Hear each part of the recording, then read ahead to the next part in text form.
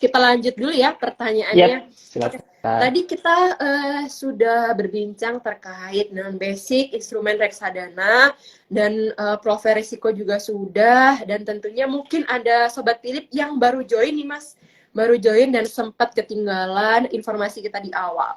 Nah, sebenarnya investasi reksadana ini apakah cocok bagi investor pemula yang kurang memahami strategi pengelola investasi ataupun nggak memiliki waktu banyak untuk membuat analisa investasi? Cocok Iya, nggak sih Mas sebenarnya? iya betul.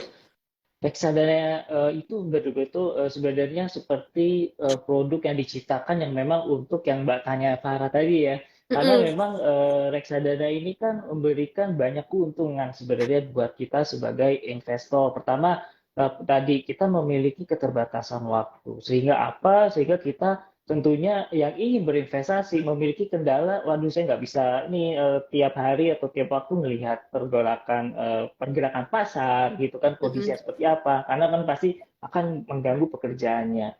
Kemudian kedua tadi ya, kalau kita misalnya interest dengan salah satu emiten tapi harganya waduh satu lotnya ini bisa membuat saya harus memiliki modal sekian puluh Mm-mm. juta misalnya kan, itu juga sulit kan. Terus kemudian juga kan kita investasi pengennya di berbagai macam emiten gitu biar terdiversifikasi, tapi karena keterbatas modal akhirnya kita hanya fokus satu atau dua perusahaan saja misalnya. Mm-mm. Dan masalah-masalah ini akhirnya kan bisa disolusikan dari produk reksadana tadi. Pertama, dengan investasi reksadana ada manajemen investasi yang mengelola dana teman-teman, mereka melakukan analisa fundamental, mereka melakukan analisa teknikal juga, kemudian mereka pasti melakukan evaluasi terus ya secara berkala.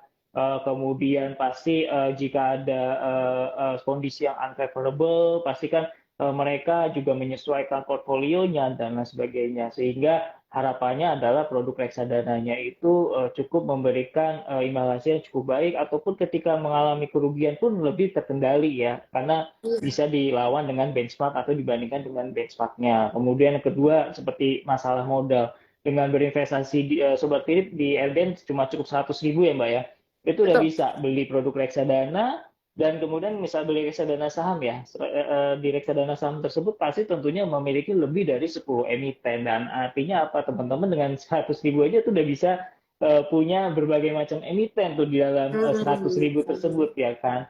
Jadi tentu ini bisa memberikan peluang imbal hasil atau optimalisasi dari segi imbal hasil juga ya, karena kita nggak hanya fokus satu, dua, atau tiga emiten karena keterbatasan modal misalnya. Kemudian apalagi masalah keamanan. Nah, ini juga keamanan faktor yang paling sering ditanyakan juga ya terhadap dari investor gitu. Apakah dana saya aman gitu kan? Dananya ditempatkan di mana dan lain sebagainya. Jadi teman-teman jangan khawatir. Kenapa? Karena dana investor itu disimpannya di bank kustodian. Artinya apa? Si manajer investasi juga bisa seenaknya menggunakan atau memakai dana investor gitu ya untuk kepentingan perusahaannya, misalnya, itu tidak mungkin, karena pasti tentu harus ada underlying yang jelas gitu Benar. ya. Transaksi subs pasti kan masuknya ke apa namanya kustodian, dan kemudian pasti ada underlying yang jelas untuk bisa menggunakan dana investor tersebut. Jadi aman dana teman-teman, tidak takut yang misalnya tiba-tiba hilang gitu, yang sering sekali terjadi ya sekarang lagi,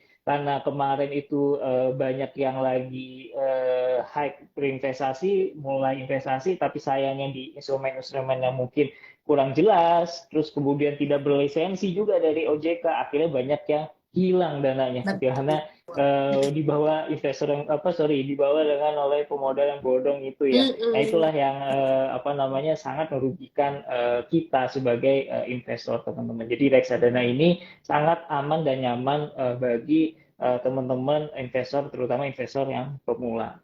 Oke, jadi begitu ya Sobat Philip semuanya. Kalau kalian masih awam, masih baru mau terjun di dunia investasi, boleh langsung buka akun di Philip Sukses Indonesia. Sekarang depositnya Rp0, dan juga produk-produk dari BNP Paribas Asset Management sudah tersedia di aplikasi POEMS ID, jadi bisa langsung dibeli. Dan tadi tentunya secure. Jadi kalau misalkan kalian dirasa ragu atau misalkan kalian kurang yakin, jadi dari BNP Paribas Management dan juga dari Philips Cross Indonesia sendiri sudah terdaftar dan berizin OJK. Oke, itu adalah salah satu kunci utama kalian mau berinvestasi ya. Harus yakin dan tentuin bahwa dana kalian benar-benar secure. Jangan sampai kalian sudah capek-capek cari dana, cari Tuh. uang, dan dibawa kabur oleh investasi Iya, bodong. Itu adalah salah satu kekecewaan yang sangat luar biasa ya Mas ya. pastinya tuh Mbak, betul sekali tuh. Heeh. Dan tentunya kalau misalkan kalian sudah dirasa mampu nih untuk bisa memilih pasar saham, misalkan reksadana saham, kalian bisa mendapatkan beberapa emiten sekaligus. Tadi Mas Rido sudah menyebutkan bahwa kalau misalkan kalian nggak ada dana cukup untuk membeli saham, ada reksadana saham yang mana kalian bisa mendapatkan beberapa emiten sekaligus. Jadi kalau misalkan nantinya ada dividen, kita masih dapat ya Mas ya Iya, berarti. Nah, betul. gitu. Jadi asiknya kalau misalkan kita punya reksadana saham dari beberapa emiten, ketika emiten tersebut lagi bagi-bagi dividen, lagi musim dividen, kita bisa mendapatkan pembagian dividen dari banyak emiten tersebut. Asik Iya, kan? betul. Heeh, jadi NAB-nya Nah, naik ya Mbak ya. Nah, itu adalah salah satu keistimewaan dari instrumen reksadana yang mana tidak didapat dari instrumen lainnya. Oke, Yes, betul Mas, tadi sekali. kita sudah mempelajari banyak basic dari instrumen reksadana. Selanjutnya nih, hal-hal apa saja Mas yang perlu disiapkan dan perlu banget diperhatikan sebelum kita membeli reksadana? Oke, hal yang perlu diperhatikan sebelum kita membeli reksadana ini lebih terkait produk ya Mbak ya. Ya, Jadi yang pertama adalah kita tentu harus ini dulu ya teman-teman tadi kenapa kita mau beli produk reksadana tadi ya tujuan mm-mm. investasi kita apa karena ini faktor yang sangat menentukan cukup kuat karena kalau kita nggak punya why factor yang cukup kuat khawatir nanti kita nggak disiplin nih dalam berinvestasi di Mm-mm. reksadana. Dan Ya, kemudian tadi sudah saya sebutkan juga, kita dengan mengetahui investasinya untuk apa, maka akan mengetahui jangka waktu, maka kita akan tahu profil risiko, dan kemudian selanjutnya ketika kita sudah mulai nih, tinggal pilih-pilih produk reksadana, pertama tentu kita harus melihat apakah manajer investasinya ya, itu memiliki track record yang cukup bagus. Kalau misalnya yang terdaftar di aplikasi POMS, pastinya itu sudah terlisensi di OJK ya. Dan intinya mm-mm. adalah kita harus mengetahui juga track record CMI, kemudian kita ingin mengetahui apakah cukup bagus track recordnya, apakah ada sangkutan hukum atau tidak, dan sebagainya. Karena ini juga menjadi hal yang cukup penting. Terus kemudian yang kedua, kita bisa melihat dari fund fact sheet. Dari fund fact sheet ya, kan kita bisa tinggal klik, kita bisa lihat ya, kita jadi mengetahui, misalnya kita ingin beli reksadana saham, kemudian kita tertarik dengan satu produk gitu ya, karena berdasarkan deskripsi singkat, mungkin dia fokus investasinya, fokusnya bisa jadi ke big caps, misalnya big caps itu Mm-mm. adalah emiten-emiten dengan kapitalisasi besar. Kita cek fund fact sheet-nya, kita lihat top 10-nya ada siapa aja di situ. Kemudian kan sekarang informasi udah dibuka ya, di fund fact Iya. sheet itu kita bisa lihat tuh persentase tuh tiap emiten tuh berapa bobotnya itu juga bisa menjadi apa namanya acuan kita kira-kira kita cocok nggak ya dengan emiten-emiten yang di top 10 yang masuk ke situ apakah kita ngerasa kurang cocok kurang seret maka kita kan tinggal nggak pilih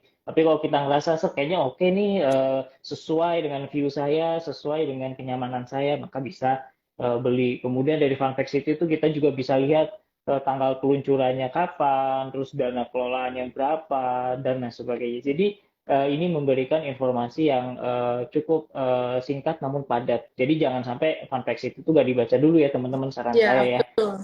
Betul. Kalau prospektus pasti kan teman-teman kebanyakan ya kepanjangan karena itu juga udah Mm. disamerikan di fun fact sheet jadi teman-teman bisa lihat. Tapi intinya tadi dari strategi investasi produk tersebut teman-teman cocok ya. Karena kan ada juga yang mungkin contoh teman-teman di tadi ya di reksadana saham terus teman-teman ingin beli produk, suatu produk, dan dia strategi investasinya fokus investasi di saham-saham yang small mid cap misalnya. Nah, teman-teman mungkin ngerasa kurang pas. Atau teman-teman lagi punya view, kayaknya small mid cap lagi oke sebenarnya. Teman-teman bisa beli juga di sana. Jadi tergantung dengan view. Tapi baiknya memang teman-teman bagi yang investasinya untuk jangka panjang, harus tadi ya cocok dulu nih dengan view ke depannya seperti apa bangsa 5 tahun atau ke beberapa tahun depan gitu. Agak nggak sembarangan gitu, agak keliru kalau kita asal masuk aja hanya berdasarkan return saja, tapi kita nggak ngelihat mengenali profil produknya. Kemudian bisa juga kita melihat dari sisi konsistensi returnnya juga. Jadi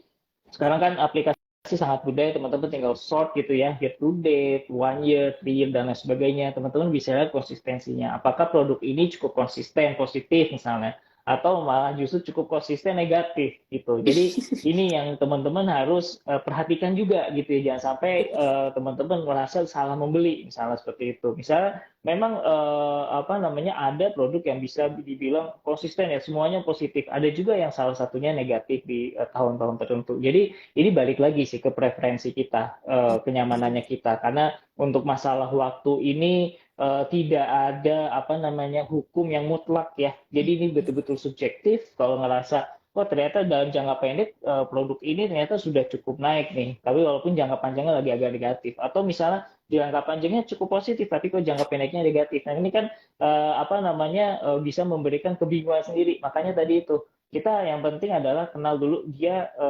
strategi investasinya di lebih kemana ya teman-teman, kemudian konsistensi returnnya sejauh apa, apakah lebih banyak negatifnya atau lebih banyak positifnya. Nah itu baru teman-teman bisa memilih produk tersebut. Jadi jangan sampai teman-teman hanya memilih karena rekomendasi teman, rekomendasi forum apa sebagainya dan lain sebagainya. Jadi betul-betul teman-teman memahami produknya, memahami si manajer investasinya. Karena tadi kita harus mengenali itu dulu karena dana yang kita tempatkan kan hasil kerja keras dan Iya, kita nggak mau ya sembarangan ya Mbak ya.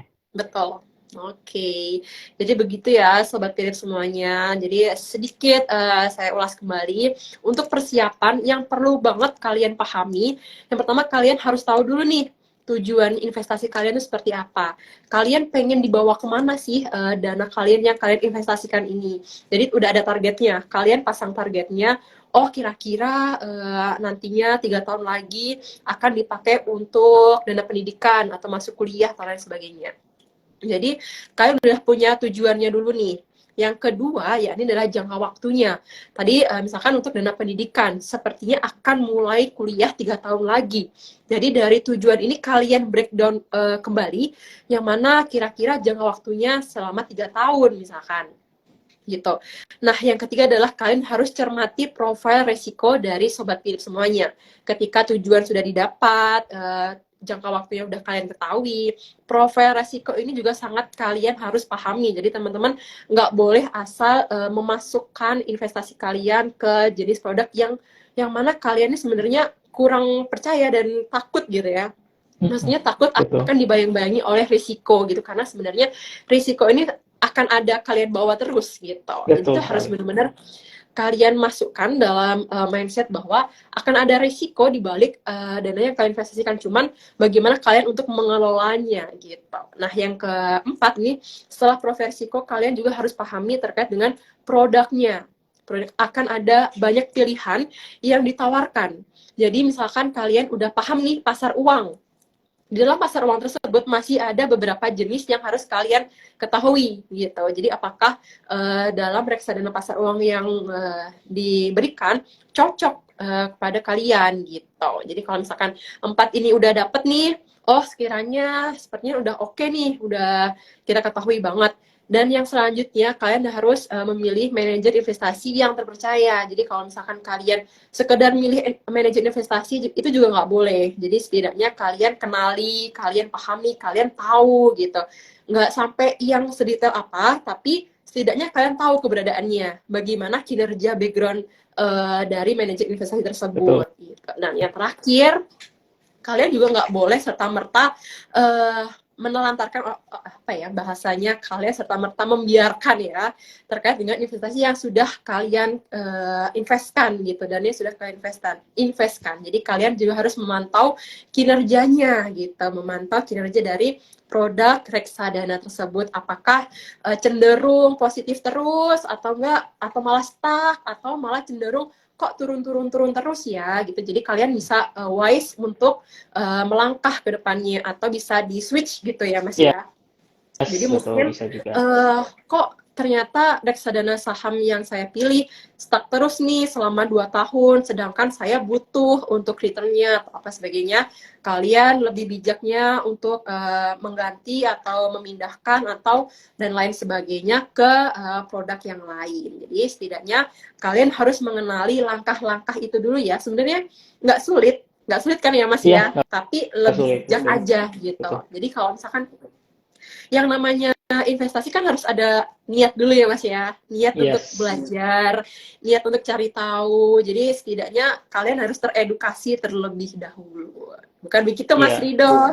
Betul sekali. Makanya sebelum masuk tadi harus kenali dulu ya. Memang sih kebanyakan orang senangnya pasti lihat return gitu ya langsung. Wah, Mm-mm. yang paling tinggi ini pasti yang paling bagus. Ketika dia masuk, ternyata kok malah turun-turun terus. Nah, itu artinya dia betul-betul hanya melihat dari sisi return aja atau imbal hasil. Makanya tadi saya bilang, lihat juga convex sheet-nya, strateginya cocok gak sama dia. Terutama saham Betul. ya, strateginya cocok nggak sama dia, dia fokusnya kemana sih, dia punya tema-tema tertentu nggak, misalnya tema ke infrastruktur, atau mungkin ada tema teknologi, atau tema ESG, dan lain sebagainya, itu kira-kira cocok nggak di dianya, gitu ya. Jadi itu harus harus harus paham juga, jadi ketika kita investasi, kita yakin nih, oke, saya cocok nih dengan strategi yang mereka punya, gitu ya. Jadi saya beli, jadi ketika nanti pun naik turun, ya kita merasa aman nyaman aja gitu karena ini udah cukup cukup mewakili perasaan saya bahwa ini strategi udah cukup tepat. Tapi betul tadi kalau ternyata udah 2 tahun 3 tahun, wah kok kayaknya saya negatif terus nih gitu kan, ada apa nih, ya Mm-mm. udah ya kita bisa melakukan switching ya atau kita melakukan rebalancing lah bisa dibilang ya, Nah, seperti itu. rebalancing dan switching bisa kalian lakukan Iya, ketika di tengah-tengah jangka waktu yang sudah kalian tentukan ternyata pergerakannya iya, stuck ataupun nggak bergerak betul, sama sekali. benar sekali. Gitu. Mas, kita boleh masuk ke pertanyaan dari Sobat Philip terlebih Baik, dahulu kah? silakan. Oke, jadi ini masih linear dengan pembahasan kita terkait dengan memilih dan mengenali manajer investasi. Jadi ini pas banget. Pada pertanyaan dari Kak Erika Paramita, apakah dengan melihat total AUM dari suatu manajer investasi merupakan indikasi bahwa perusahaan tersebut cukup bagus? Gitu. Ya, memang kalau kita melihat dana kelolaan yang dikelola sama produk tersebut ya maupun MI secara keseluruhan, tentu ini mengindikasikan bahwa eh, level kepercayaan ya, mengenai Mm-mm. level kepercayaan investor. Tentunya dana kelolaan yang tinggi itu sudah mewakili gitu. Tapi bukan berarti juga yang apa namanya yang di luar top 10 atau di luar apa itu jelek Mm-mm. nggak juga gitu. Tentu ini hanya sebagai gambaran karena bisa jadi dia itu berdiri di Indonesia sudah lebih lama, sudah jauh lebih lama gitu ya. Jadi memang secara apa namanya track record dia sudah masuk yang paling awal-awal dan nasabah kenal dari awal-awal juga dia gitu ya kan. Sekarang kan semakin berkembang ya dan tentunya sudah semakin banyak manajer investasi juga yang cukup bagus, cukup memiliki kapabilitas gitu. Jadi AUM bisa menjadi salah satu faktor, tapi bukan menjadi the one and only gitu ya, seperti Oke. itu.